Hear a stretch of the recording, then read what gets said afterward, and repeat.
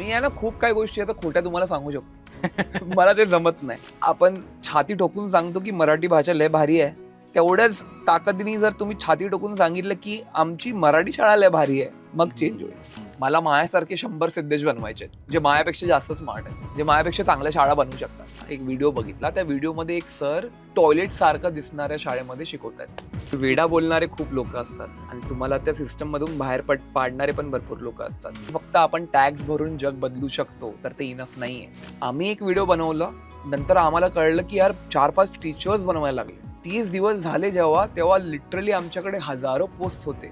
बरं, आता हे इन्स्टंट तुझ्या डोक्यात येतं आणि तू हे इम्प्लिमेंट करतोस. आजीबाईंना अयोध्येला घेऊन जायचं. एअर हॉस्टेसला एकदम असं बघतायत आणि मला बघून बोलते, ही लग्नासाठी आहे का विचार? सोशल मीडियावर येत आहे तर मराठीमध्ये कॉन्टेंट बनवा. तुम्ही मराठी बोलतात, मराठीमध्ये कॉन्टेंट बनवा. मला थोडा आहे ना कंप्लेन मी या क्रिएटर्स करून करतो की यार तुम्ही थोडा पुढाकार दाखवला पाहिजे. तुमच्याकडे एवढी चांगली पॉवर आहे इन्फ्लुएन्स करायची, तुम्ही नाही केलं.